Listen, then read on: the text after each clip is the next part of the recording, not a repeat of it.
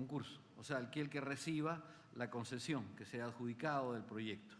El Estado no aporta a la inversión. Lo que el Estado asegura es que esa inversión va a poder recuperarse mediante tarifas. Y aquí estamos hablando de un proyecto por el cual se van a cobrar dos servicios. Se va a cobrar un primer servicio por la mejora de la seguridad del sistema. El hecho de vivir con un solo tubo y depender de un solo tubo es diferente que vivir con dos tubos y con la capacidad de nunca quedarse sin el suministro de gas. Y eso tiene un costo. Ese es el cargo por seguridad energética. Y hay un segundo cargo que es el cargo típico que va a pagar aquel que recibe gas y lo consume. Y normalmente en gas uno paga dos cosas también. Uno paga la demanda, paga la capacidad, es decir, yo quiero consumir hasta 100, pero hoy día voy a consumir 50. Bueno, usted paga por haber reservado esa capacidad de 100 y va a pagar los 50 efectivos que consume. O sea, los cargos son complicados, pero tienen que ver con la naturaleza de este negocio. Vino la pregunta también sobre la materia prima, ¿no? O sea, ¿por qué no tratamos de convertir todo el gas en plásticos o todo el gas en abonos o en fertilizantes o tratamos de utilizar al máximo nuestros hidrocarburos? Yo creo que ese es un poquito el interés que tenemos en la petroquímica, pero yo creo que el gas en los años que vienen mayoritariamente nos va a servir a resolver nuestro problema energético. Necesitamos electricidad, necesitamos que esta electricidad sea barata. En consecuencia, tenemos que hacerlas con gas. Si fuésemos a Alemania, Alemania decidió cerrar sus centrales nucleares y comenzar a hacer centrales eólicas, centrales solares. Alemania sabe que eso le va a costar más, pero Alemania es un país confiado y dice, yo tengo productividad, yo tengo competitividad, mis gentes van a trabajar y están dispuestos a vivir como una electricidad más cara que el resto. Pero aquí no estamos en un país así. Aquí estamos en un país en el cual estamos creciendo, tenemos recursos, Alemania no los tiene, en consecuencia podemos darnos el lujo por un buen periodo de tiempo aún de crecer apoyándonos en recursos de bajo costo. Y eso es lo que estamos haciendo con energía barata. De ahí la intención de convertir en materia prima, yo creo que sí, es muy saludable y hay que comenzar, y es por ello que discutimos y tratamos de trabajar y acomodar un proyecto petroquímico al interior de este proyecto. Me preguntaron también si los apagones que se dan con cierta frecuencia en ciertas partes de la ciudad tienen que ver con esta disponibilidad o no de energía. Los apagones tienen que ver con dos cosas. Uno, en primer lugar, si hay la cantidad de generación de electricidad. Y dos, cuán confiables son las redes y cómo funcionan estas redes. En un mercado en crecimiento, como es, por ejemplo, el mercado de la ciudad de Lima, donde hay extensiones continuas del servicio eléctrico hacia nuevas áreas de la ciudad, es muy probable que las redes sean más que la generación la causa de los apagones. Son redes que están en proceso de construcción y que probablemente tengan dificultades para funcionar en un momento dado. Por darles una idea de lo que ha sucedido recientemente, una de las grandes contribuyentes al sistema eléctrico nacional es la central del Mantaro. El Mantaro pesa para el abastecimiento de Lima más o menos un 40%. El día que hay que parar Mantaro, pues toda la gente de Electroperú reza. ¿Por qué? Porque se saca una enorme cantidad de generación y hay que vivir con todo el resto de centrales y esperar que no haya un pico de demanda que desbalancee las cosas y nos genere un apagón. Esto pasó hace pocos días, se tuvo que hacer el mantenimiento anual de purga de la central del Mantaro y no hubo ningún apagón por razones de generación. Sin embargo, como digo, en ciertos barrios, como crece la red, puede hacer que los sistemas de transmisión y distribución de electricidad no sean lo suficientemente estables. En alguna parte se dice que la opción es ajustable a cambios del entorno, se dice esta expresión. Y esto es típico de las concesiones. O sea, a la hora que uno hace un proyecto, la empresa tiene que ofrecer una cifra de costo total. Pero la empresa va a decir, mire señor, ¿qué pasa si yo estoy construyendo y encuentro unas nuevas ruinas arqueológicas? Y el Ministerio de Cultura me dice, señor, usted no va a poder continuar por este lado o va a tener que esperar hasta que yo le dé el permiso de pasar y por dónde pasa. Bueno, el costo que significa al parar un proyecto por el tiempo que esta evaluación arqueológica tome, el tiempo que tome el cambio de ruta con respecto a la ruta de la propuesta, es un costo adicional y esto no estaba previsto. Es evidente que se tenga que tener un reconocimiento de estos costos adicionales. Estas son las cosas que uno define como cambios en el entorno. Se preguntaron también qué significaba el EIA y qué significaba SENACE, ¿no? La EIA es la evaluación de impacto ambiental. Es un estudio que uno hace para determinar qué impactos en la fauna, la flora, la vida, el terreno, el lugar del hábitat natural va a tener el proyecto y en qué medida se va a mitigar. Sí, tenga la palabra, congresista Lourdes Alcorta. El significado de las siglas sí las conozco. Lo que dijo usted es que era una empresa nueva la que iba a hacer esa evaluación. Y yo la preguntaba era quiénes son los que componen esa empresa nueva y la garantía también, ¿no? Gracias. Sí, en el tema, o sea, como parte de la estructura institucional del Ministerio del Ambiente, se ha creado el SENACE, que es el Servicio Nacional, creo, de estudios, de evaluaciones ambientales. Ellos son, en el futuro, porque esta es una institución en creación, aquellos que serán encargados de revisar y aprobar los estudios ambientales de los grandes proyectos. O sea, este es un gran proyecto y en principio debería ser parte de las evaluaciones que inicia el SENACE. Pero el SENACE está en creación, o sea, está formando sus cuadros, está armándose como un aparato institucional. Y la evaluación del proyecto va a tener que hacerse quizás antes de que el SENACE esté equipado. Entonces la preocupación va en el sentido de que la evaluación de este proyecto debería hacerse por el Ministerio de Energía y Minas a través de la Dirección General de Asuntos Ambientales Energéticos. Esa era, digamos, la preocupación. Sobre las garantías. Sí, el proyecto tiene garantías. O sea, aquí en la descripción no hemos traído todos los detalles. Aquí me estaban indicando de que las garantías que el proyecto tiene, hay varias garantías en todo este tipo de proyectos, pero hay unas garantías que se llaman de valor de la oferta. O sea, aquel que presenta una oferta y en consecuencia gana, descalifica todo el resto, él tiene que inmediatamente colocar 70 millones de dólares para asegurar que su oferta es válida hasta que se firma el contrato y hasta que se comiencen las obras. Una vez que pasa ya a la etapa de construcción, él tiene que dar una garantía de fiel cumplimiento, se llama, que él va a construir efectivamente lo que ha prometido. Y esta garantía se estima alrededor del 10% del valor de la obra.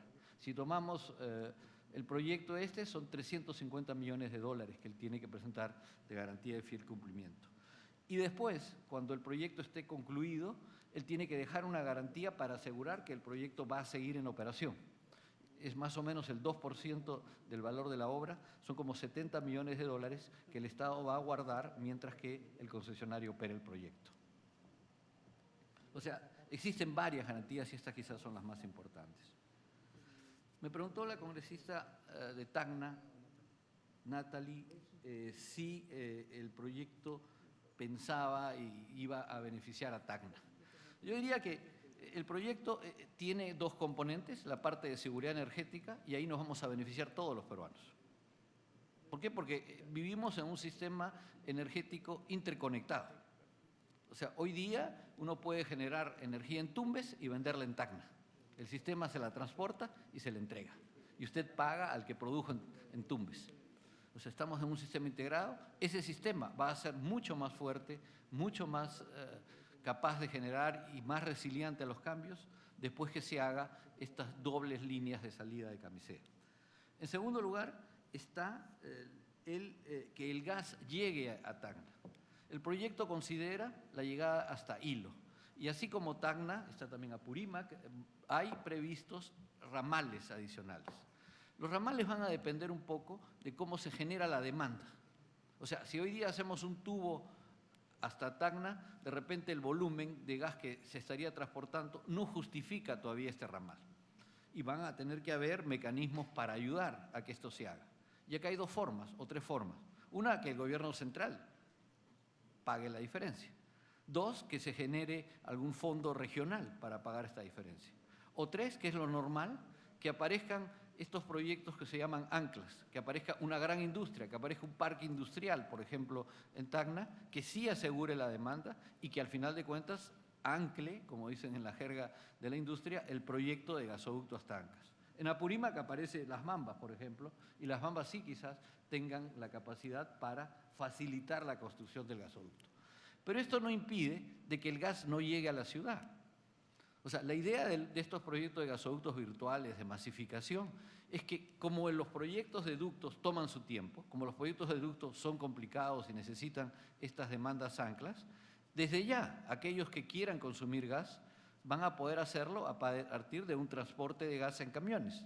Entonces, si hay gente que convierten sus vehículos en Tacna, van a poder recibir gas vehicular para hacerlo funcionar. Pero este gas no va a venir en un tubo, va a venir en un camión en un momento inicial. La pregunta que hubo también es el gas versus la hidroelectricidad. Y aquí hay que decir que la evaluación del costo de un proyecto tiene dos grandes partes. Tiene la inversión y tiene el costo operativo. En un proyecto de gas, la instalación de una central tiene un bajo costo y se hace en pocos años. O sea, estamos, por ejemplo, y vamos a hablar más adelante en la presentación, de las necesidades del sistema eléctrico nacional. Hay necesidades, si nosotros seguimos creciendo a 7–8%, que van a aparecer al 2017. Pensar que vamos a hacer un proyecto hidroeléctrico para el 2017 es hipotético. ¿Por qué? Porque se necesita hacer un estudio de impacto mucho más laborioso, hay obras civiles que requieren un gran número de permisos y el estar seguros de que el proyecto va a estar al 2017 es muy cuestionable. Pero sí una central térmica, una central a gas que tiene un menor costo, pero que su funcionamiento va a depender después del costo del gas. Mientras que en la central hidroeléctrica el agua no cuesta nada, una vez instalada el agua pasa y hasta adquiere valor porque puede servir a una irrigación. Pero, digamos, hay que pagar el gas a lo largo del proyecto. Entonces uno compara y muchas veces es el costo del capital el que determina cuál es más barato. Si nosotros tenemos financiamientos muy bajos, es probable que una central hidroeléctrica, si es que se tiene los tiempos para hacerla, pueda ser más interesante. Pero si lo hacemos a precios de mercado, si lo hacemos a precios de capital financiado por bancos, es muy probable que la central térmica sea más barata. Esto se refuerza si el precio del gas es bajo. Entonces nosotros hemos vivido y seguimos viviendo un universo de gas barato, en consecuencia, por el momento, las centrales térmicas son más baratas. Para hacer centrales hidroeléctricas tiene que intervenir alguien, y acá interviene el Estado. El Estado organiza concursos y dice, yo quiero 1.100 megawatts de electricidad generada en centrales hidroeléctricas. Esto va a subir algo la tarifa y dice sí, porque tenemos que tener un sistema balanceado, no podemos seguir quemando grandes volúmenes de gas en generación eléctrica, en consecuencia pongamos algunas centrales hidroeléctricas y paguémosle ese algo más que necesito. Y esas son las decisiones que se han venido tomando. Tiene la palabra muy congresista puntual. Medina. Muchas gracias, presidente, señor ministro. En la cartera de inversiones de Proinversión, señor ministro, ¿existen proyectos para la construcción de centrales hidroeléctricas en el país o no? O sea, Proinversión es una institución que pone en concurso proyectos para que privados, ¿no?, ofertando, los lleven adelante, ¿no es cierto? Proinversión, esa es su razón de ser. Se han hecho algunos concursos, pero yo creo que los concursos hidroeléctricos, no sé, con cargo que el viceministro me corrija, se han hecho a partir del ministerio, ¿no es cierto? O sea, el ministerio es el que ha invitado y ha dicho, yo estoy dispuesto a que en el sistema se instalen 200, 300, 400 megawatts de capacidad de generación hidroeléctrica. El mayor costo que esto genere. O sea, vamos a escoger aquel que nos ofrece la central hidroeléctrica de menor costo. Pero ese costo de esta central hidroeléctrica va aún a ser superior al de esa central térmica.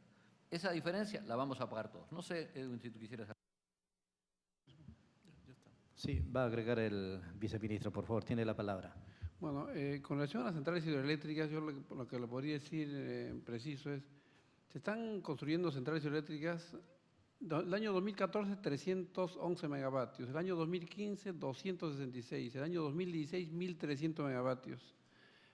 Y así sigue, ¿no? Hasta el 2016, 17, hasta el 18, y de ahí vienen los demás proyectos que estamos promoviendo. En general, tenemos hoy día en construcción en torno a unos 2.000 megavatios hidroeléctricos, ¿no? Que lo cual es importante para el país. Y los proyectos se han promovido por dos fuentes principalmente. Una de ellas son las subastas renovables que han sido sí promovidas por el sector, como dijo el ministro, a través de un comité de Ocinermin. Y un segundo tema ha sido a través de proinversión, ¿no? Por nombrar a las más importantes, el caso de Cheves, Cerro el Águila, Chaglia, ¿no? entre proyectos grandes, digamos, de magnitud importante, superiores a 200, 300 megavatios, que sí están, digamos, bajo el ámbito de proinversión.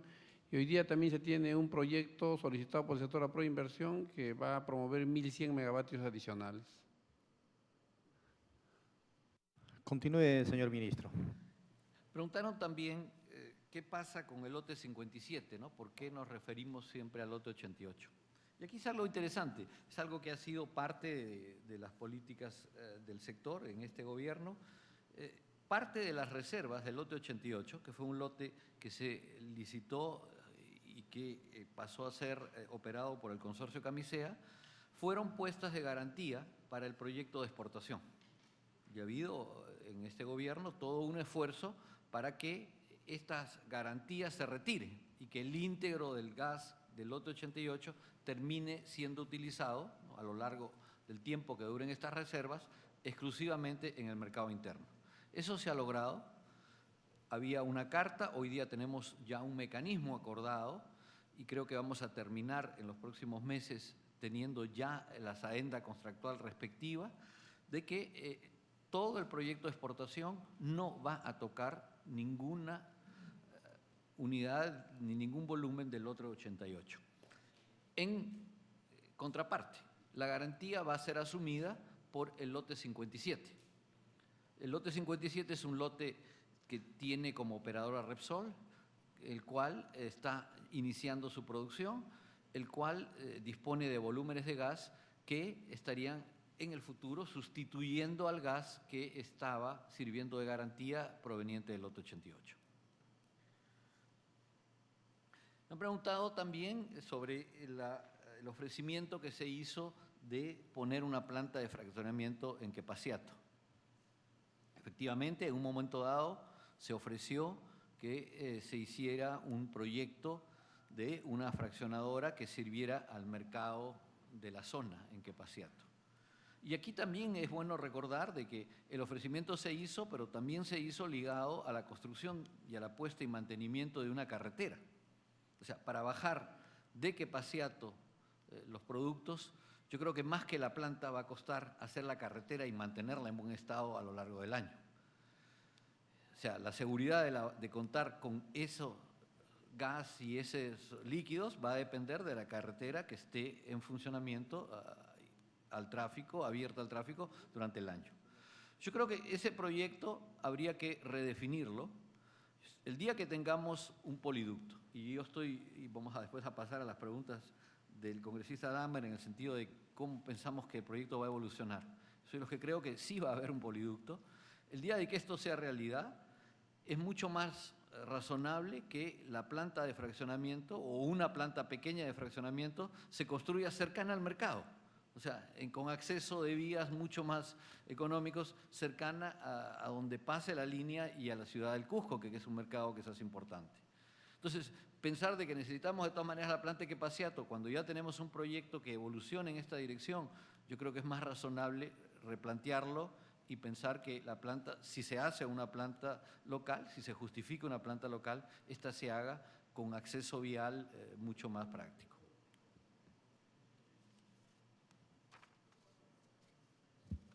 Le está pidiendo una interrupción, señor ministro, el congresista Latorre. Presidente, respecto a la planta de fraccionamiento en esta Comisión de Energía, se aprobó ya el predictamen para que se haga la planta de fraccionamiento en la convención. Obviamente, si hablamos de estudios de mercado, posiblemente se puede discutir, pero también hay que ver la parte social. Es de esta provincia, señor ministro, de donde sale el gas de Camisea. No es justo que en nuestra provincia sale el gas y nosotros paguemos el gas más caro. En Camisea, 65 soles el balón de gas. O sea, hay que ver también, ministro, la parte social, o sea, la parte que beneficia a las comunidades, porque obviamente el gasoducto, las redes no van a llegar a las comunidades, a los distritos, no. Entonces, por esa parte yo entiendo que está haciendo Petroperú, se tiene que ver también la parte social y que realmente los compromisos que se han asumido de hacer una planta de fraccionamiento se hagan en la provincia, la convención, ministro. Muchas gracias. Continúe, señor ministro, con la respuesta. Preguntaron qué significaba este cargo de afianzamiento de la seguridad energética, ¿no? Yo decía que aquí se pagaba el gas bajo dos conceptos, la seguridad y el abastecimiento de la demanda. Este es un cargo que es criado con la ley 29970, que es administrado por Ocinermin, sirve de complemento que garantiza que los ingresos serán honrados, asume la parte no cubierta por las tarifas de transporte de gas. O sea, hay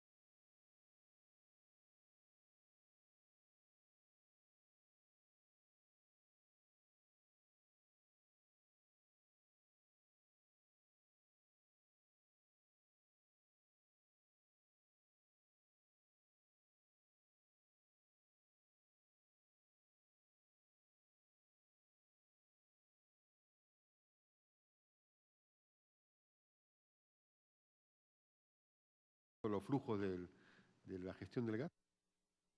O sea, si nosotros tuviésemos un sistema en el cual no se crearan estos mecanismos, es muy probable que al inicio del proyecto la tarifa eléctrica sea muchísimo más grande y impediría que la gente comience a consumir el gas.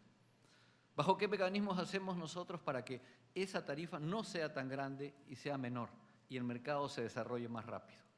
Pero la paga el usuario. El usuario Y paga. por eso la ley manda que se capitalice como acciones de Petroperú. El artículo 7 de la ley lo dice expresamente. Bueno, yo no tengo el detalle aquí a la mano, pero según la indicación de mis asesores me dice que esa capitalización no necesariamente está explícita en la ley. Una interrupción. Artículo 7, ley 29690. Congresista Dahmer, a Sí. través de la presidencia, por favor, A haga través su de la petición. presidencia. Interrupción. Sí, congresista, tiene la palabra, permite? congresista Belaunde. Frente a la muy interesante pregunta mi distinguido colega Manuel Dahmer, yo me hago la siguiente reflexión. Quizás usted, señor ministro, podría hacerse la misma reflexión. Un conjunto del público utiliza un vehículo de transporte, una combi, una línea cualquiera. Y lógicamente pagamos el pasaje. Y esa empresa gana dinero de esos pasajes. Y por supuesto tiene que mantener el vehículo, cambiar las llantas, pagar la gasolina, poner el aceite, pagar al personal. Y al final hace una utilidad. Y ese vehículo pues tiene X años. Entonces de repente el Estado dice, ¿sabes? Ya hiciste la utilidad. Como el público te ha pagado el pasaje, ya amortizaste, ya hiciste la utilidad en tu inversión y por lo tanto esta inversión ya no es tuya, es del Estado.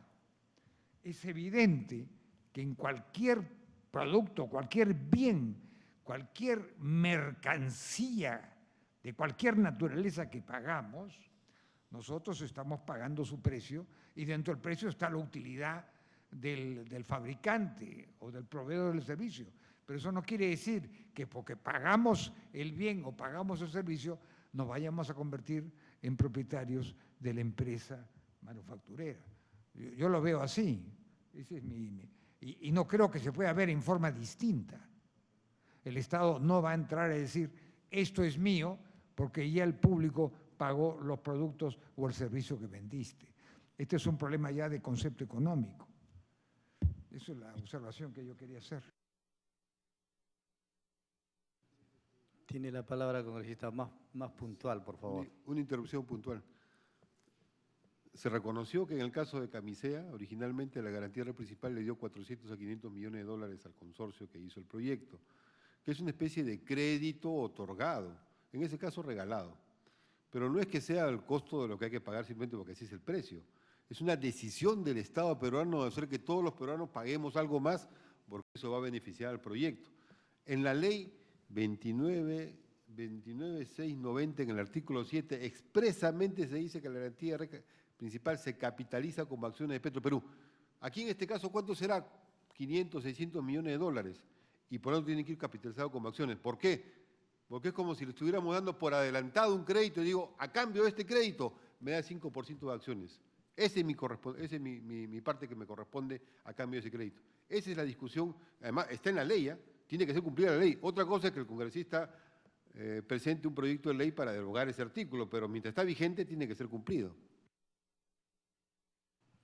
Correcto, congresista. Tiene la palabra, ministro. Con cargo a revenir, pero yo tengo acá el artículo 7 de la ley 29970 y lo puedo leer. O sea, el artículo se dirige más hacia la participación de Petroperú en el desarrollo individual o asociadamente del polo petroquímico. Y le encarga efectivamente la ley a Petroperú que haga todas las acciones para obtener y transportar el etano en cantidad suficiente a este polo petroquímico del sur. Y que para ello Petroperú contará con la asesoría de Perupetro y cualquier otra entidad. Y la ley va adelante y dice la participación de Petroperú para los fines de este artículo, es decir, de la petroquímica, se efectúa de acuerdo a disposiciones que emita el Ministerio de Energía y Minas. Se dice también que Petroperú tendrá un aumento de capital de hasta 400 millones y que, en fin, se dan todas las reglas típicas de cuando se hacen estos aportes. Con cargo a regresar, o sea, yo soy una persona abierta a conversar y a ver las cosas, por lo menos en esta primera lectura de la ley, por lo menos... Sí, por favor, de repente estamos hablando de leyes diferentes, congresista. Petición de congresista a la presidencia. A través de la presidencia, a través de la presidencia. La ley 29690 encarga a Petroperú lo siguiente, artículo 7. Los aportes de los usuarios por la garantía de red principal son aportes para el Estado y son capitalizados a nombre de Petroperú. La presente disposición alcanza los proyectos de Petroperú para la industria petroquímica y el gasoducto surandino. Expreso en la ley.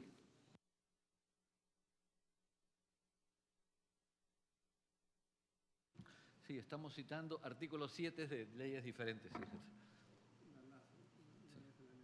Bueno, vayamos a sus preguntas, que creo que son preguntas interesantes que presentan problemas a discutir. En el diseño del proyecto tal cual estamos ahora trabajando, se partió de una priorización de términos. Yo creo que la primera preocupación del proyecto, el objetivo número 1, fue la seguridad energética. El objetivo 2 fue llevar el gas al sur. Y el objetivo 3, llevar ese gas y desarrollar la petroquímica. Y yo creo que es en ese orden de prelación que se han edificado el proyecto. Efectivamente, el proyecto de transportar los líquidos y llevarlos al mercado, desde el punto de vista financiero, es un proyecto mucho más rentable, que interesa, de hecho, a los productores.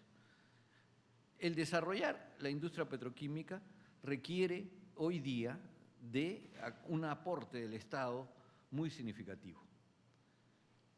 ¿Qué sucede? Hoy día la industria petroquímica va a sufrir el desarrollo del gas de esquistos en el mercado americano y se va a disponer de cantidades de etano a precios mucho más competitivos de lo que se venía haciendo.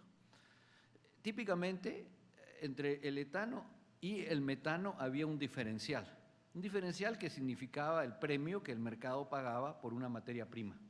Hoy en día ya no se paga ningún premio. La energía que venga esta del etano o del metano cuesta igual. El etano se consume al mismo precio que el metano.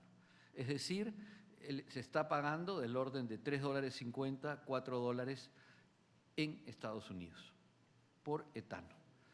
El problema que tenemos nosotros es que el etano lo vamos a tener en camisea y no es en camisea que es viable construir una planta petroquímica. Hay que transportarlo a un mercado, en particular a un mercado sobre la costa, que pueda manejar los excedentes y que pueda servir al transporte de los plásticos para llevarlos a diferentes centros de transformación. En consecuencia, hay que pagar ese transporte.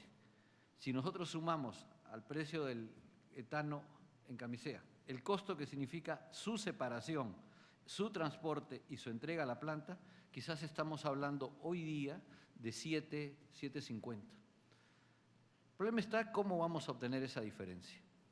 El Estado puede decidir, y a veces se ha intentado leer en los contratos, la regalía. O sea, no vamos a cobrar regalías a la industria petroquímica, en consecuencia podemos bajar 38%, que es el precio, el monto de regalía en boca de pozo. O sea, eso es $1, $1.50 menos. El Estado puede considerar de que vamos a buscar un sistema de transporte en el cual el etano es un incremental. Me explico. Si usted hace un tubo y vende una buena capacidad de ese tubo y viene un cliente adicional, usted quizás no tiene que cobrarle lo mismo que a los primeros clientes. Entonces, uno puede hacer de suerte que el etano tenga que pagar algo.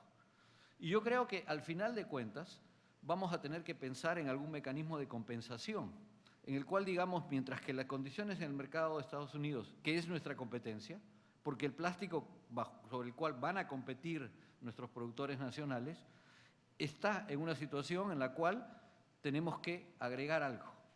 Algunos estados introducen barreras a la importación, o sea, ponen un impuesto a la entrada.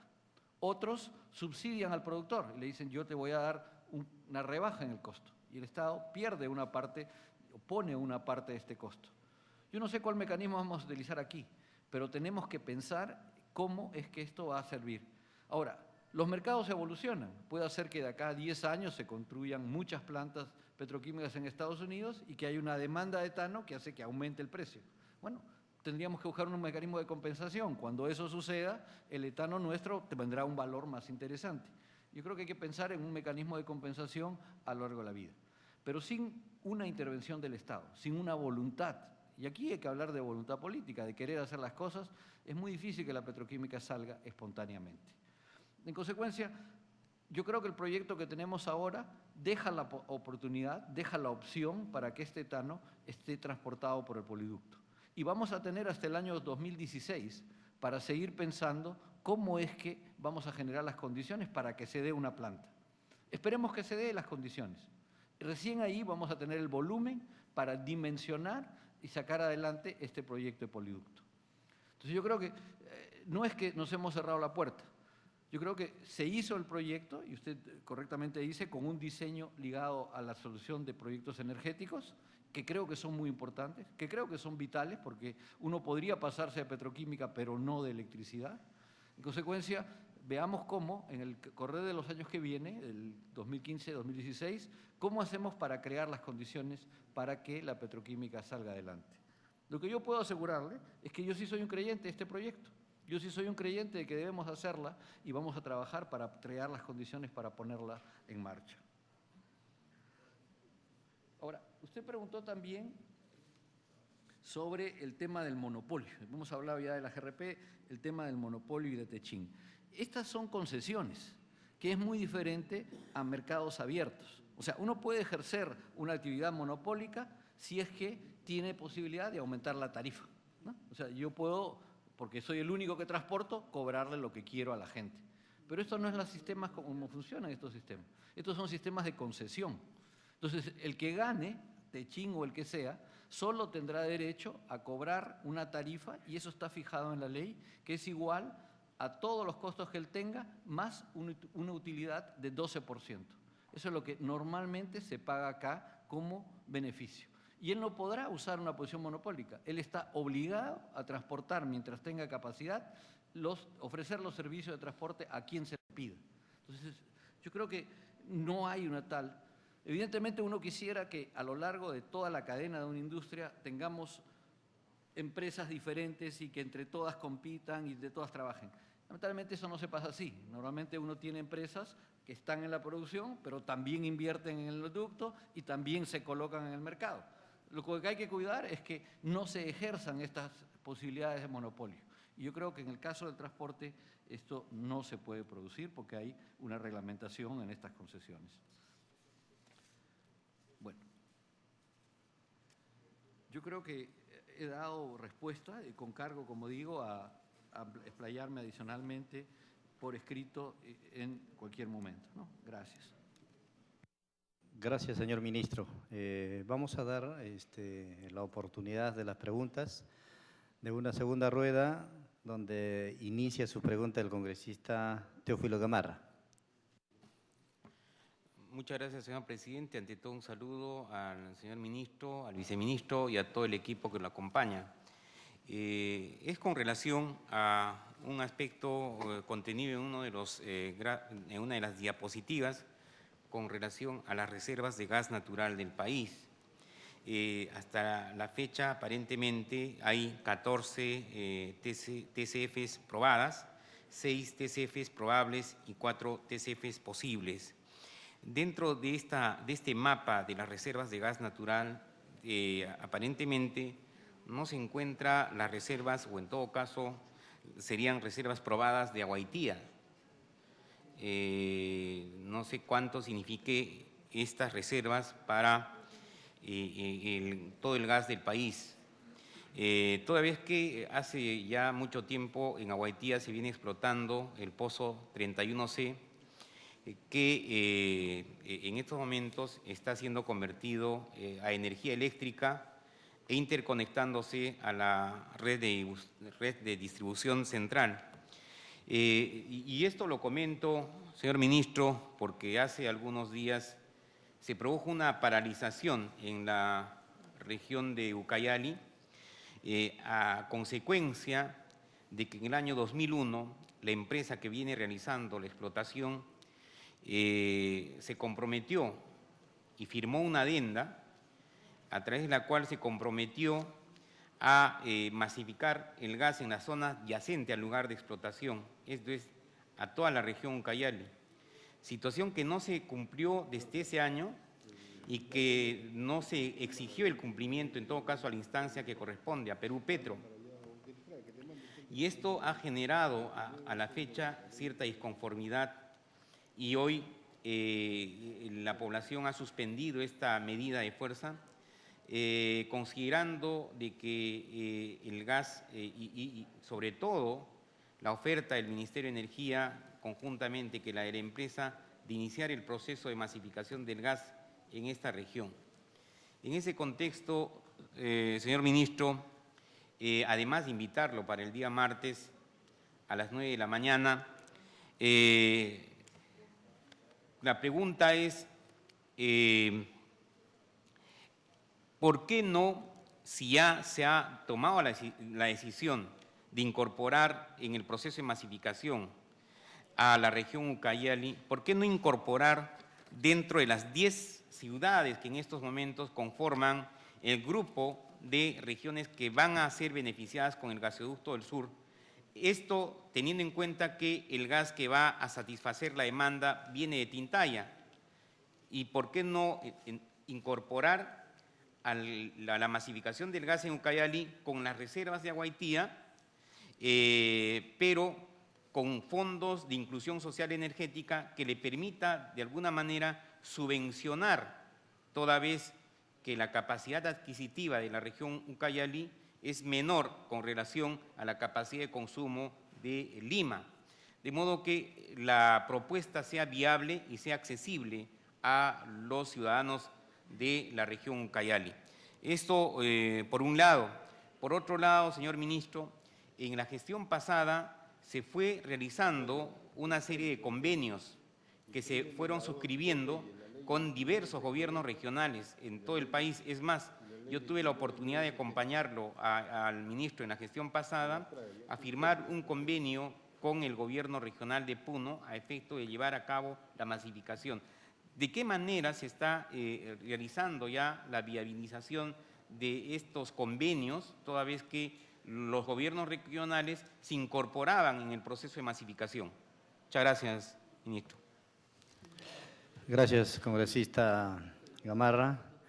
Exhorto a los demás participantes, señores congresistas, hay que abocarse al tema. Acá se ha estructurado una agenda y lo que se está hablando es gasoducto del sur peruano. Entonces, las preguntas tienen que ser precisas al tema del gasoducto sur peruano. Enseguida tiene la palabra el congresista. Sí, congresista. Si me permite, señor presidente, en realidad estamos hablando, sí, del gasoducto sur peruano, pero mi pregunta fue a raíz de una medida que tuvo paralizada la región Ucayali y que es competencia del sector. Y dicho sea de paso, aprovechar la presencia del ministro para tener alguna respuesta con relación a ese tema. Muchas gracias. Correcto, congresista. Tiene la palabra el congresista Sarmiento. Gracias, presidente. Por intermedio suyo, saludar al ministro y al viceministro y a los que lo acompañan, a los directores que lo acompañan. La pregunta es muy sencilla. Dentro del proyecto que se ha realizado, ¿no?, que se ha evaluado y el cual va a entrar a concesión y evaluación ya y aprobación de este contrato, del contrato de este proyecto, la población en estos momentos, sí, como lo han dicho, sí se siente de que este proyecto del gasoducto del sur no le está llegando, no está beneficiándose con ello. Y dentro de este cronograma del proyecto se ha considerado cuándo se le va a llegar el gas a las ciudades de Quillabamba, Apurímac, Puno, Las Malvinas, como está reclamando el congresista Gamarra, ¿no? Debe haber dentro del proyecto general, dentro del cronograma general, debe decirnos en qué momento estará llegando ese gas, ¿no? Eso es lo que no se nos ha dicho y creo que la población es lo que está esperando, de que nos digan más o menos cuándo es. Y si nosotros, por lo que usted nos acaba de decir, de que la llegada del gas o el transporte del gas está amarrado a todas las inversiones finales de transformación del gas en energía, ¿no?, en la planta, al final en la planta petroquímica, ¿no? Entonces, con el gas virtual que va a ser la solución para poder encontrarle en este momento, poder llegar a los pueblos alejados, ¿en qué momento se inserta en el proyecto?, ¿no? Y pueda decir, señores, el tramo A1 va a demorar 2 años, pero al año ya podemos sacar gas virtual para poder abastecer a Apurímac, a Puno, a Quillabamba. Eso es lo que quisiera saber, en qué momento va a llegar ese gas al pueblo. Gracias. Gracias, congresista Freddy Sarmiento. Tiene la palabra el congresista Rofilio Neira.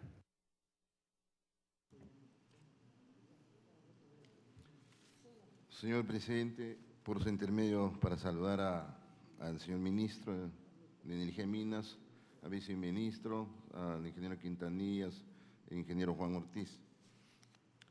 Hemos venido hablando hace 2 años y medio, en su presencia del doctor Gamarra y de la presencia del doctor Martín Rivas, sobre el consumo de gas virtual. Yo no lo veo, señor ministro, solución con el gas virtual, porque se beneficiaría algunos pueblos y algunos otros pueblos no se beneficiarían. Y Yo represento a mi región Ayacucho, señor ministro, donde a nosotros la instalación de tubería, a todos los ayacuchanos nos han afectado más de 1000 kilómetros.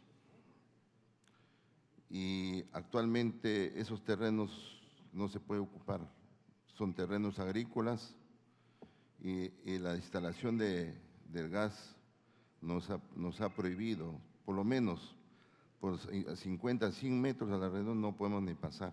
Y en algunos lugares ha afectado a los pueblos, ha pasado la tubería por dentro del pueblo y siquiera no ha sido ni remunerado estos pueblos. Y nos han ofrecido gas virtual. Y nosotros, a 30 kilómetros de Huamanga, es la ciudad importante de Ayacucho, pasa todas las tuberías. Esta tubería, nosotros hemos hecho la propuesta a los ayacuchanos, ahí tenía que construirse una planta de fraccionamiento. No una planta de envergadura, sino que una pequeña planta de fraccionamiento para poder abastecer a Huamanga, Huanta y sobre todo Apurímac, Andahuaylas, ¿no? Y Junín, toda esa zona, por intermedio de transporte. En una planta de fraccionamiento estaríamos produciendo GNB y GLP. Entonces, ahora, ¿qué pasa? Actualmente, ¿qué hacemos nosotros? El gas viene hasta el Pisco, hacia la costa Pisco, después tenemos que retornar el gas hacia la sierra y encarece el precio por transporte. Pero no, parece que el Ministerio de Energía y Minas o los ministros de Energía no se han percatado de eso. Solución no es por gas virtual. ¿Y por qué no es solución? Porque ustedes van en su proyecto dice que lo van a construir una pequeña planta, de ahí van a transportar por camiones cisternas y van a hacer una plantita que recepcione el producto, de ahí distribuir a la población. Entonces, ese encarece el precio por el transporte, ese encarece, también corre un riesgo que algunos problemas de transporte en las carreteras caigan, ¿no? Entonces, no estaría beneficiando. No estaría beneficiando. Y si es que es un beneficio, beneficia solamente a algunos pueblos nada más. Los restos, ¿no? Entonces, hay que reflexionar bien, señor ministro, si nosotros como ayacuchanos, si necesitamos una planta de licuefacción, es que buscamos un desarrollo para nuestra región, mano de obra para la gente, más impuestos para estas regiones. Entonces, pero su solución por gas virtual no es un engaño, señor ministro, es un engaño, engañar al pueblo. Porque es como el agua, tengo el gas, tengo el agua, y el día que haya algunos problemas en las tuberías, después no tengo agua, igualito vamos a tener con el gas, ¿no? Ahora, ¿cuánto cuesta el gas? Igualmente va a costar la instalación, $800, el consumidor le va a costar 15, 16 soles. Entonces, nosotros hemos hecho un costeo de este tema de gas virtual. Claro, el programa FICE ha solucionado algunos problemas. El programa del gobierno, actual gobierno, el programa FICE funciona, pero soluciona pues más que nada a los antojos de los alcaldes. Y con ese programa los alcaldes están haciendo su campaña de reelección. Entonces, y muchísima gente que no le corresponde. Legalmente le corresponde, pero no le dan, no lo utilizan, ¿no? Entonces, tampoco no es una solución, pero por lo menos ha solucionado algunos problemas. En este programa FICE sí llega a los más necesitados, ¿no? Porque una instalación de tubería en gas virtual solamente va a llegar adentro de la ciudad nomás, pero no al campo, no a los distritos, no a las chacras. Entonces sí, pero con FICE sí llega a bueno, se beneficia un poco algo, ¿no?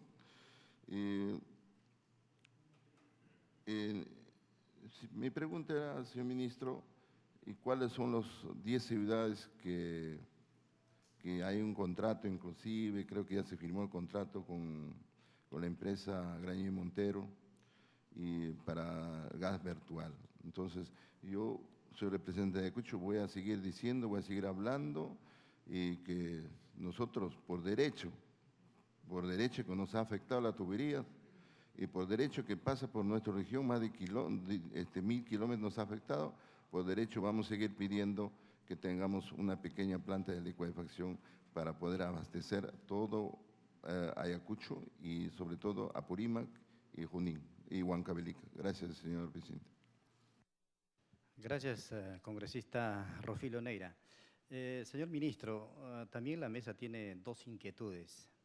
Mire, recurrentemente se escucha de que el gasoducto sur peruano, o sea, el proyecto gasoducto sur peruano, no estaría considerando la construcción del ducto de líquidos. Si esto está considerado en el proyecto o no. Y segundo, también igualmente, recurrentemente se escucha a algunos señores congresistas que comentan de que una vez concluido este gran proyecto, el norte de Chile sería abastecido por este gas importante del consorcio Camisea. Entonces, quisieran que nos aclare estas dos inquietudes, señor ministro. Y le doy el uso de la palabra, señor ministro, para las respuestas finales. Bueno, con relación a la pregunta del congresista Gamarra, yo creo que salió de la sala. ¿Se fue? Sí. Bueno, ahí rápidamente las reservas de Camisea son del orden de 14 TCF, 6 de probables y 4 TCF de posibles, ¿no? Las de Aguaitía son 0.3 reservas. Y son reservas que en gran parte están destinadas a generar electricidad. Este fue un proyecto que se concursó en su conjunto, ¿no? Se concursó la explotación del campo, se concursó que también hay líquidos, el abastecimiento de líquidos, se concursó el transporte hasta una central, se agregó un tubo hacia la ciudad y se construyó una central que bien se interconectó al sistema. O sea, fue todo un concurso, un paquete de aprovechamiento de este gas de Aguaitía. Lo que ha sucedido es que la empresa decía, bueno, yo he llevado el gas, pero mi responsabilidad no es distribuir el gas. O sea, aquí hay otra empresa que debería comprármelo y hacer la red de distribución para distribuir en la ciudad. Y como no hay nadie, yo simplemente tengo el tubo ahí. Ahora, eso a pesar del interés de la gente de Pucallpa, ¿no? En Pucallpa hay algunas industrias, hay una cervecera, hay madereras que necesitan calor para secar madera. O sea, hay unas pequeñas industrias de ladrillos, en fin, uno podría encontrarle un mercado. Bueno, lo que ha sucedido últimamente es que hemos logrado que la empresa decida otorgar, o sea, dar una parte de este gas para el abastecimiento de la ciudad. Ya hay un compromiso para que nos entregue una parte de estas reservas, pequeñas pero interesantes para el mercado de Pucallpa y de las ciudades vecinas. Estamos en proceso de negociar el precio y hemos creado una mesa técnica de trabajo con la gente para ver cómo vamos a hacer la distribución. Y aquí hay varias opciones. Esto puede ser a través de Proinversión manejado por un concurso. Entonces se puede abrir un concurso y aquel que ofrezca el servicio de distribución en mejores condiciones puede ganar el concurso. Otra alternativa es que la empresa de distribución de electricidad se encargue ella, ¿no?, como un proyecto de Estado, de hacer la red y cobrar, ¿no?, por la utilización del gas a aquellos que los consumen. O sea, no hay una definición por el momento de cómo organizar la distribución. La idea de la mesa técnica es de negociar las condiciones bajo las cuales se entregaría el gas y se construiría la red de distribución al interior de Pucallpa. Y en eso estamos comprometidos, vamos a trabajar con las personas de Pucallpa, vamos a trabajar con la empresa Duke Energy y vamos a tratar de encontrar una solución al caso de Pucallpa, que es especial por contar con estas reservas. Yo creo que todos los pueblos, así como Pucallpa, están interesados en recibir el gas. Todos quisieran tener el gas. Yo creo que una cosa es beneficiarse del gas, de que uno pueda utilizarlo. ¿Por qué? Porque uno paga menos por la electricidad que aquí estamos recibiendo. Entonces estamos beneficiándonos del gas. Otra cosa es que podamos tenerlo disponible en la casa para arrancar y cocinar con el gas. Yo creo que hay una gran diferencia entre uno y otro. El problema de extender redes hasta las casas es costoso. Es muy costoso. Imagínense, hoy día yo estaba almorzando en Chacarilla, y en Chacarilla la gente de Surco, para tener gas en su casa, tiene que pagar el equivalente de $2.100 para tener 2 puntos de gas. Yo me pregunto cuántos peruanos están en posibilidad de adelantar $2.100. Y esto es en una casa que, haciendo el cálculo, se iba a recuperar este dinero en 5 años. Entonces yo no sé cuántos peruanos tienen $2.100 para esperar 5 años solamente para recuperarlos en base al consumo. Es costoso. O sea, si uno lo pone a precios de mercado, porque supongo que ahí no hay ningún subsidio, este es el tamaño de la inversión que hay que llevar adelante. Entonces, cuando uno piensa que esto es en Chacarilla, que es en el centro de Lima, y uno se compara con las ciudades, como acá estamos refiriendo, en Apurímac, el costo no va a ser 2.100, va a ser muchísimo más.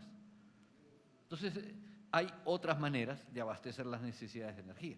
Hay gas en cilindro. O sea, no llegará en red, pero llegará el gas en cilindro. En la medida que la gente deje de consumir leña y comience a consumir gas en cilindro, va a haber una ventaja. El Estado está preocupado en que ese gas en cilindro cueste menos.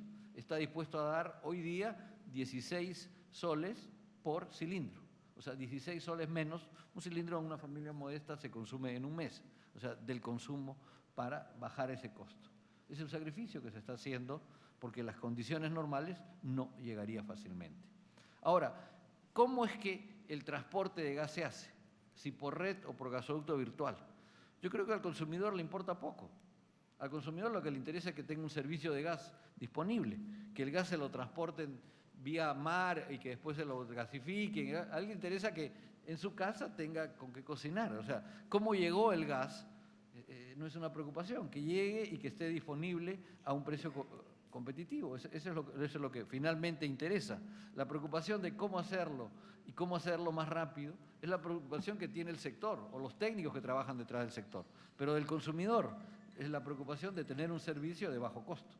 Y yo creo que en ese contexto, la idea de los gasoductos virtuales es para empezar a crear el mercado. Si nosotros miramos las cosas a largo plazo, no hablo de 10 años, hablo de 40 años, es muy probable que el 70-80% de la población del Perú termine conectada al gas. Eso ha sido el tiempo que ha tomado en Europa llevar redes de gas a toda la población. O sea, toma un tiempo bastante largo. ¿Por qué? Porque cuesta mucho hacer estas redes. Y eso hay que irlo pagando de a pocos, ¿no? Los sistemas van creándose de a pocos. Yo creo que aquí también vamos a tener que esperar todos esos tiempos para llegar a conectarnos. Y habrán quizás algunas familias que no tendrán gas. Yo he vivido en Suiza y en la casa en Suiza no teníamos gas. Había que cocinar con electricidad o había que ir a comprar un cilindro de gas, pero no llegaba a la red. ¿Por qué? Porque vivíamos en una parte alta, en pueblos chicos. Y nadie se quejaba, todo el mundo tenía el mismo confort cocinando de otra manera. O sea, el pensar que la red de gas va a llegar a todas las familias, eso es una aventura muy grande, eso va a pasar mucho tiempo.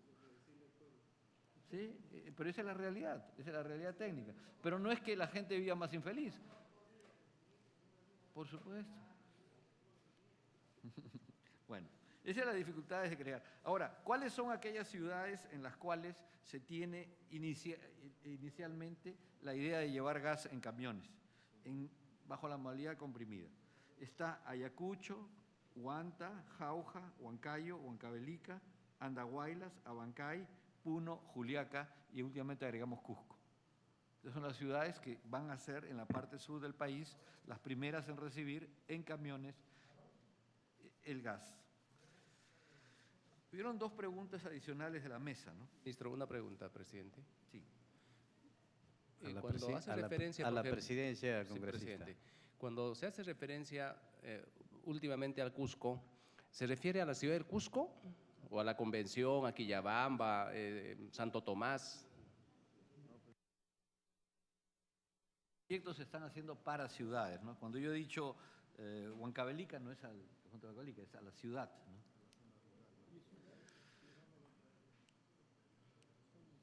Ahora, en Quillabamba va a haber una central eléctrica. Y si hay una central eléctrica, esta se va a abastecer con un tubo. Entonces ya será a la gente ahí de Quillabamba de darle uso también en otras aplicaciones. Sí, congresista Sí. Dagmer. Señor ministro, ya que se está hablando de distribución y masificación del gas natural, se ha hablado de varias ciudades del país, yo quisiera mencionar a Lima. Ocinermin hizo un excelente estudio demostrando que creando un fondo, ese crédito entre las redes que ya existen en Lima y la casa se puede ir pagando con el incremento de los usuarios. Pasar de 140.000 a 1 millón en 2 años es una cosa factible en Lima, ya a estas alturas. Y lo que no es que no haya gas, el problema es que ese crédito no lo va a pagar la gente que no tiene la plata. Pero no es que se regale la plata, sino que, según ese estudio de Ocinermin, solamente con el incremento de los usuarios, el fondo a los no sé cuántos tiempos o años se cubría en sus necesidades. Creo que sería bueno que el Ministerio pueda retomar ese proyecto para impulsar de manera más intensa. Creo que se está haciendo por parte de la empresa Cálida, que tiene una política importante de masificación, pero falta un respaldo del Estado con un proyecto de esa envergadura.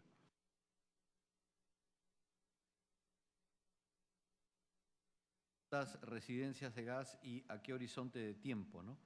Al 2013 hay 165.000 familias que tienen gas en su casa. Ahora, esto representa 1%, ¿no?, de la demanda nacional. Hay 220 gasocentros, o sea, sitios de expendio de gas para los vehículos.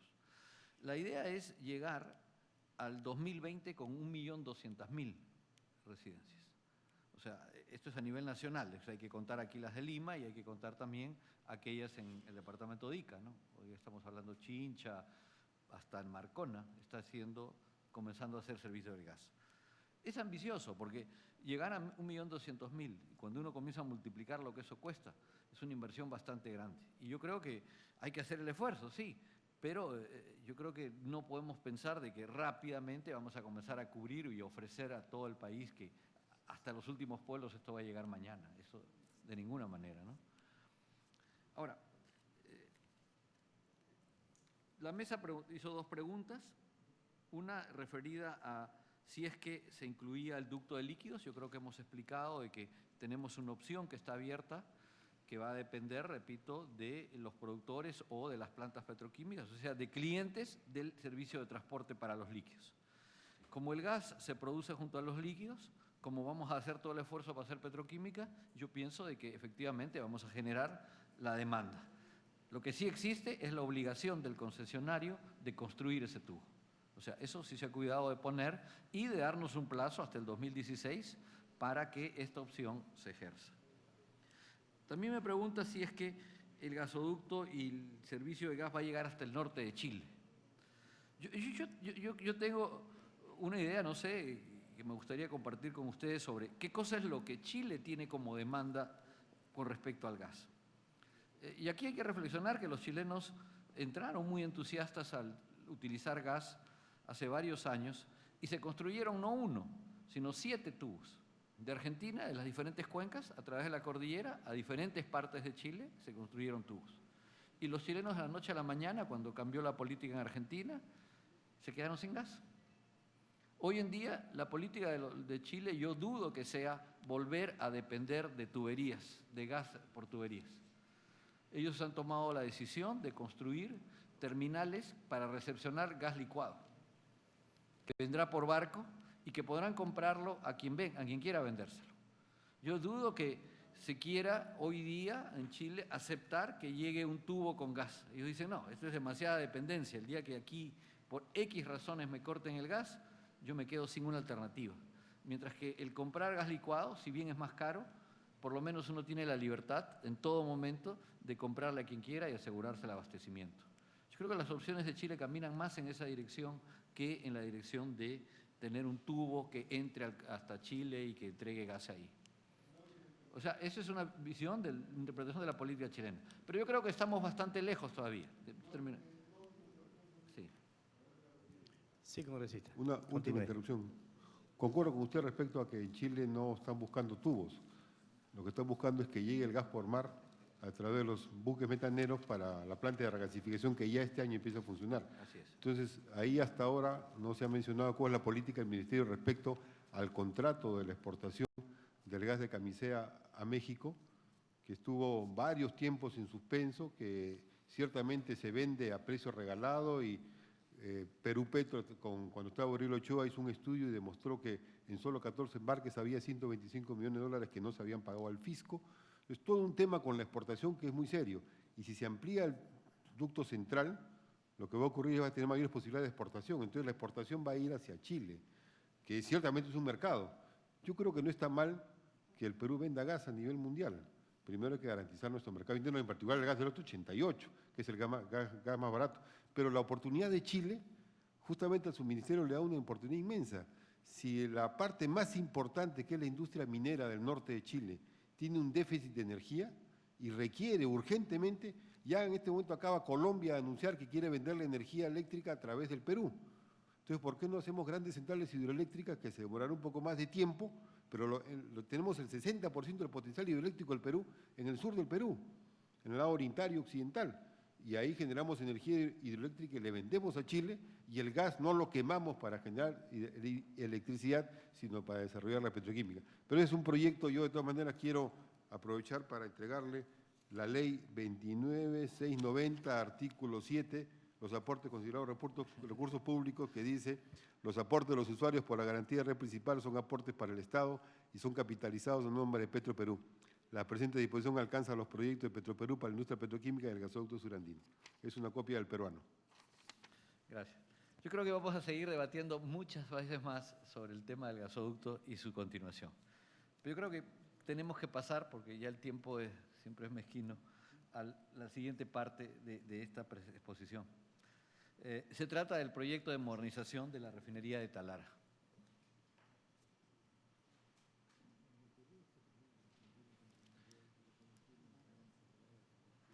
Bueno, estamos hablando de construir casi una nueva refinería. O sea, hoy en día nadie construye una refinería en un sitio donde no hay nada. O sea, una refinería tiene una complejidad, tiene un impacto ambiental serio. Una refinería demanda muelles, demanda expendios, demanda seguridad, demanda laboratorios, demanda tanques. En consecuencia, lo que uno hace normalmente es utilizar la infraestructura de una refinería para adicionar unidades. Y lo que se está haciendo aquí en Talara y se va a hacer es un proyecto de una enorme magnitud. Es un megaproyecto que va a permitir no solo aumentar la capacidad de producción de combustibles en Talara, sino va a permitirnos contar con combustibles de mucha mejor calidad y contar con la posibilidad de procesar no solo los crudos del noroeste, que son crudos de bajo azufre, de alta calidad, sino también procesar crudos que puedan venir de la selva, crudos más pesados y más abundantes en el mercado. En la refinería de Talara actual tiene una unidad de destilación primaria, una unidad de destilación vacío, una unidad de craqueo y todos los servicios para manejar los productos y los servicios que requiere la refinería. Si las comparamos es esa línea de arriba. Yo no voy a entrar en detalle de todos los otros, pero en la refinería nueva lo que se van a construir en total son 17 nuevas unidades. Es un megaproyecto que va a permitir procesar una gran variedad de crudos, que va a aumentar la capacidad de destilación y que va a permitir en gran escala procesar estos crudos y obtener combustibles de bajo contenido de azufre, sin plomo y de la calidad que hoy día se requiere en el mercado. El proyecto es un proyecto que se va a llevar adelante en las instalaciones de la misma unidad. Voy a regresar para que la gente físicamente, ¿no? O sea, no vamos a entrar en el detalle de la descripción. Hoy día eso es lo que está construido y operando en la zona. Estos círculos son donde se concentran las unidades y se concentran los tanques. Bueno, hoy día este proyecto va a dar paso a una instalación de un tamaño muchísimo más grande. O sea, la refinería de Talara va a ser una mega refinería con todos estos nuevos componentes. La inversión son 2.730 millones que va a hacer Petroperú y la empresa privada va a tener posibilidad de invertir 765 millones de dólares. El proyecto total suma más o menos 3.500 millones de dólares. La gente a veces compara con el proyecto que está haciendo Repsol aquí, hay un proyecto de 800 millones de dólares, pero que también tiene una parte tercerizada, una parte que va a ser hecha vecina, pero no tiene ni la posibilidad de aumentar los volúmenes de producción, ni tiene la posibilidad de hacer lo que se llama en la industria una conversión profunda. Es decir, los últimos barriles, aquellos de productos residual, van a ser convertidos también en diésel y en gasolinas. El componente de la inversión, o sea, más o menos la mitad, va a ser gastada en moneda nacional y la otra parte va a ser gastada en el exterior. ¿Qué cosa es lo que se ha dado con la última ley? En la última ley lo que se ha dado no es un aporte de capital, no es un dinero. Lo que se ha dado es una garantía. O sea, si uno analiza el resultado económico que va a tener Petroperú a consecuencia de esta refinería, ahí uno encuentra la cantidad de dinero para hacer el repago. Sin embargo, los proyectos de refinación tienen una economía que es dependiente de las variaciones del precio del petróleo y de las variaciones del precio de los productos. Uno habla de un margen entre los productos y el crudo. Ese margen nadie lo puede garantizar. La única manera, en consecuencia, que una empresa va a lograr que su proyecto salga adelante es si cuenta con algún respaldo adicional que garantice que efectivamente, cual sea el margen, el banco que prestó el dinero va a tener su repago. Y esto es lo que se ha ofrecido. Se ha dicho hasta 200 millones de dólares por año es la garantía que el Estado le ofrece a Petroperú para que con esa garantía Petroperú pueda financiar su proyecto. ¿Qué impacto va a tener esto en la balanza comercial? Hoy en día importamos más o menos entre 30 a 40 mil barriles de petróleo y importamos 23 mil barriles por día de diésel. Si no hacemos el proyecto y llegamos al año 2019 nada más, porque esto es creciente, la demanda de diésel crece 5 o 6% por año, estaríamos importando 42 mil barriles por día. 42 mil barriles hay que multiplicarlos por $130 que cuesta un barril de diésel. Entonces multipliquemos 42.000 por 130, estamos hablando de millones de dólares que se van a gastar en un año si no hacemos la refinería. Con el proyecto va a haber muchísimo menos importación y con el proyecto, si asumimos que podemos procesar los crudos pesados de la selva, yo creo que vamos a tener una balanza comercial mucho más favorable.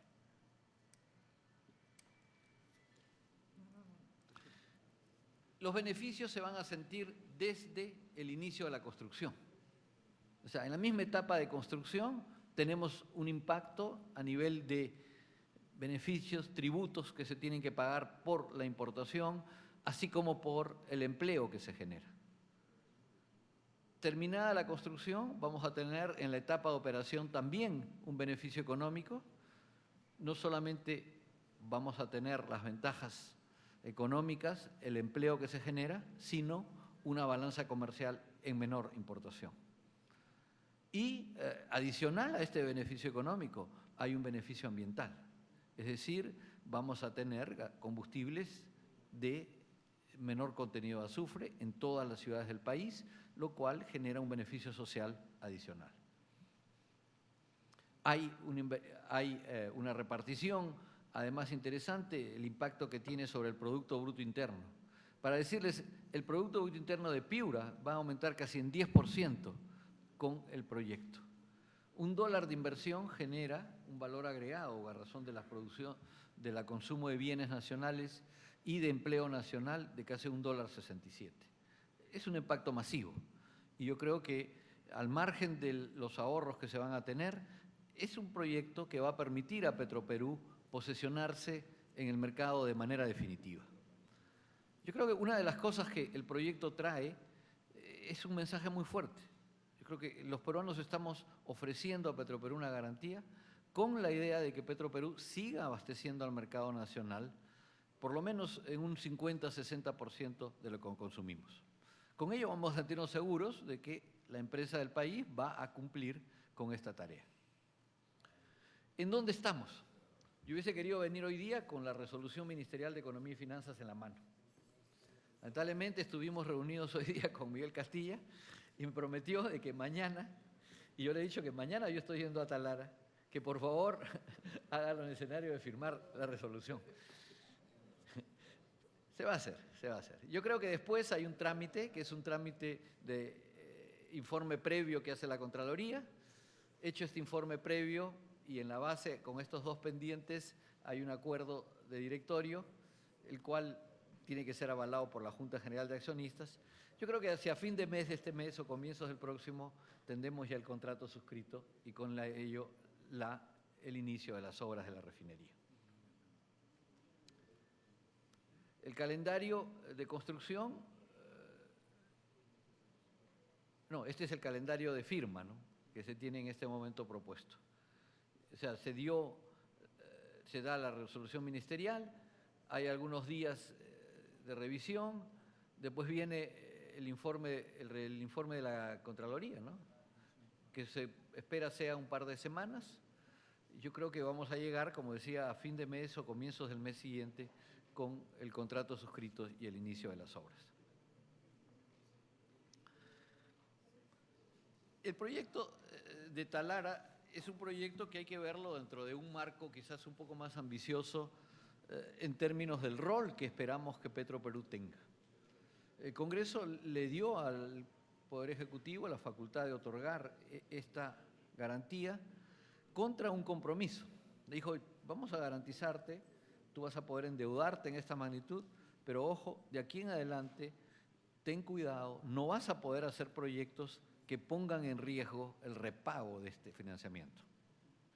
No te vamos a dar dinero del Tesoro, tú vas a tener que hacer proyectos en los cuales valorices tus activos y lo hagas a través de proyectos con participación privada.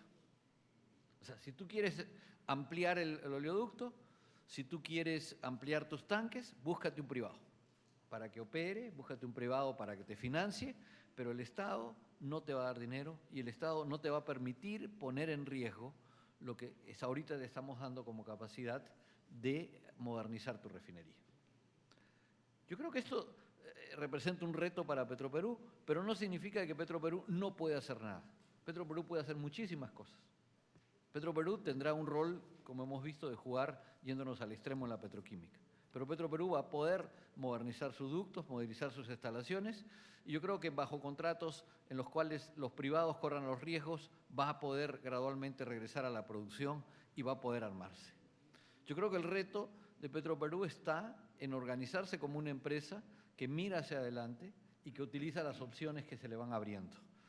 De ir vendiendo parte de sus activos a privados, ir incorporando parte de privados e ir creando las oportunidades de negocio que lo permitan salir adelante. Hay algunas reservas que han quedado en sus manos, vendrán otras, o sea, otros lotes, contratos se irán terminando, parte de ellos se destinarán a este fortalecimiento de Petroperú, que creo que es un proyecto gradual, es un proyecto que va a necesitar el darse una estrategia de mediano y largo plazo que la empresa no tiene.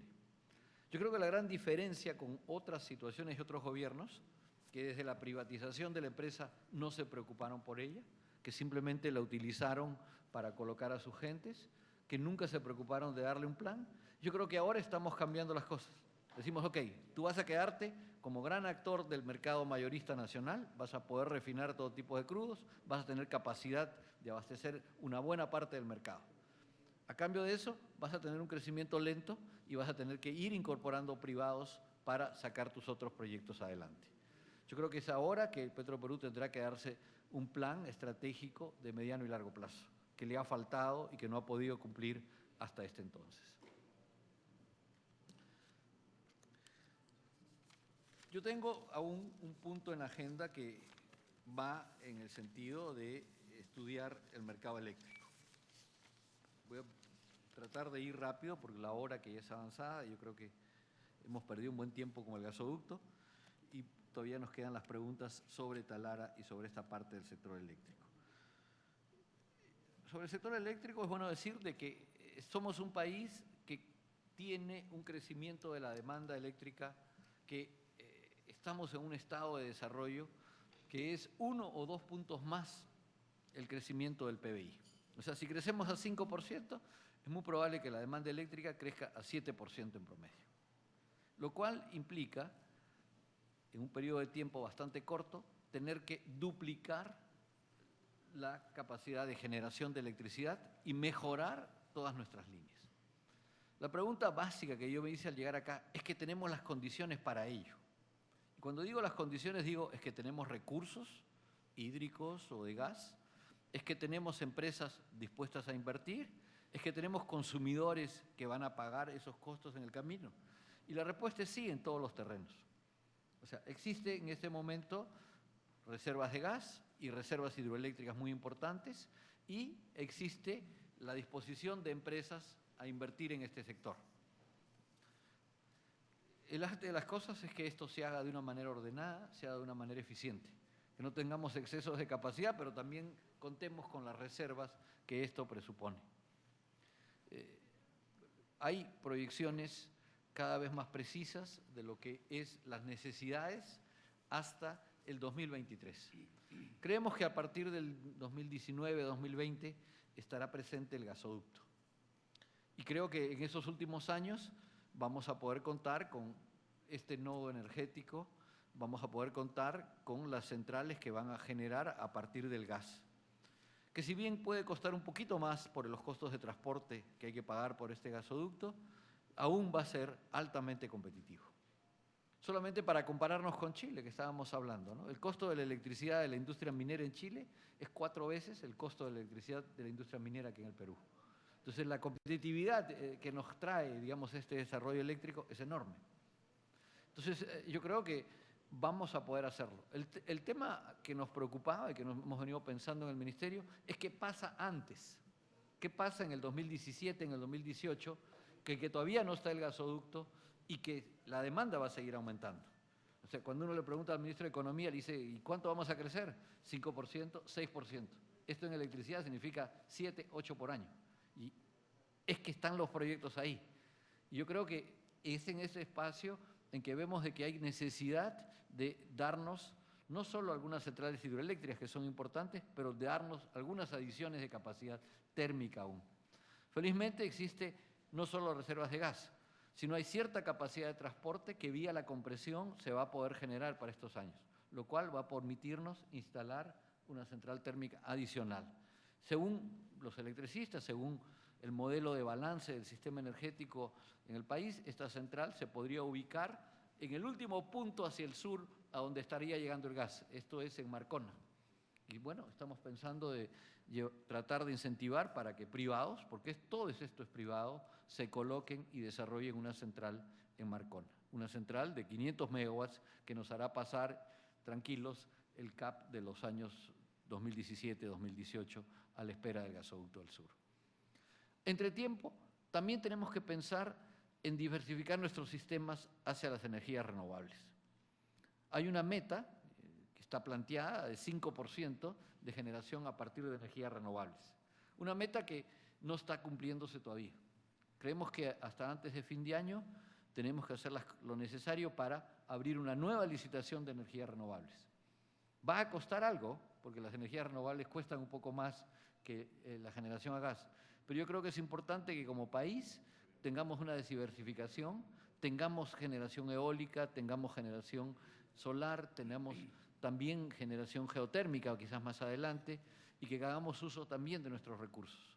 El comenzar a conocer las tecnologías, el incorporar estas centrales a los sistemas, tiene sus retos técnicos que hay que aprender a conocerlos y a manejarlos. Esto es un poco en esencia las ideas detrás de esta parte del sector eléctrico. Ustedes propusieron tratar temas de coyuntura, pero yo los dejo a su capacidad. Yo tengo las preguntas para responder temas de coyuntura también. Muchas gracias, señor ministro. Seguidamente vamos a dar el uso de la palabra a los señores congresistas para que puedan hacer llegar sus preguntas, inquietudes. Está en la lista el congresista Martín Belaunde y luego está la congresista Lourdes Alcorta. Congresista Martín Belaúnde puede empezar a hacer sus preguntas. Sí. Aquí comparando la capacidad de la refinería actual de Talara, destilación primaria 65.000 barriles diarios, luego se habla de destilación al vacío, craqueo catalítico. La producción de craqueo catalítico, destilación al vacío y craqueo catalítico, ¿forman parte de los 65.000 barriles diarios o es adicional? Una refinería comienza, ¿no?, por la destilación primaria y es esa medida, la capacidad de esta torre de destilación primaria, la que determina la capacidad de toda la refinería. O sea, la destilación al vacío utiliza una de las partes de la producción primaria y el craqueo catalítico utiliza unas partes de la producción de la unidad de vacío. O sea, es una cadena. O sea, que es una parte de los 65.000 barriles diarios. O sea, uno entra crudo, sí, que es como una mezcla, y lo primero que uno hace, los refineros hablan de fraccionarlo. Sí. Una parte es gas, otra parte es gasolina, otra parte es querosene, otra parte es diésel, y otra parte, dependiendo de cuán pesado el crudo, es lo que se llama un petróleo residual. Sí. Es esta parte de petróleo residual la que va a la unidad de vacío. Y uno toma una parte de esta unidad de vacío y la lleva a una unidad de craqueo catalítico, que va a aumentar la cantidad de gasolina, la cantidad de queroseno. La capacidad de la refinería se mide por la capacidad de su torre de destilación primaria. Entonces, ¿es esto más esto más esto? ¿O no? O sea, 65.000 barriles por día. Es la capacidad total. Total de procesamiento de crudo. Ahora, el hecho de tener unidades después permiten, digamos, tener productos más sofisticados. Congresista Belaúnde, que no se convierta en un diálogo. Por favor, sus preguntas. Entonces, para ponerlo en lenguaje simple, la capacidad va a aumentar de 65.000 barriles diarios a 95.000 barriles diarios. Correcto. Eso, pero, ok, muy bien. Va a ser una capacidad teóricamente similar a la de la Pampilla, según entiendo. Usted después me podrá aclarar y si estoy equivocado me aclara, si estoy en lo cierto me lo confirma. Y eso en esencia va a costar 2.730 millones de dólares, más 800 millones de dólares más que van a poner los privados. El tema que yo veo es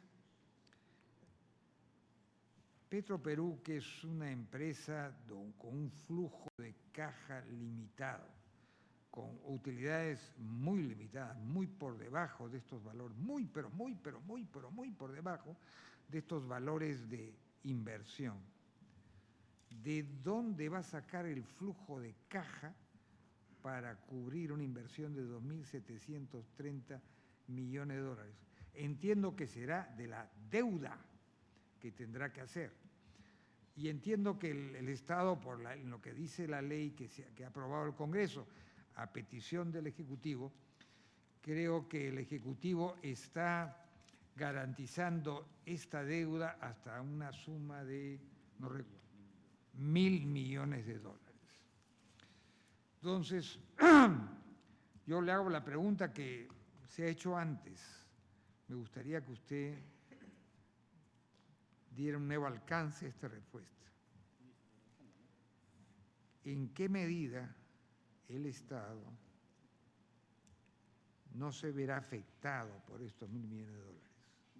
¿En qué medida Petroperú, de su propio flujo de caja, podrá reembolsar los créditos más los intereses que tenga que tomar para los fines de llevar a cabo esta inversión? Y esto es un problema esencialmente de flujo de caja. Y todos sabemos, y lo debe saber usted perfectamente, que cuando fallan los flujos de caja, las empresas se van al tacho. Eso es una realidad financiera fundamental. Entonces, ¿en qué medida no va a haber una falla del flujo de caja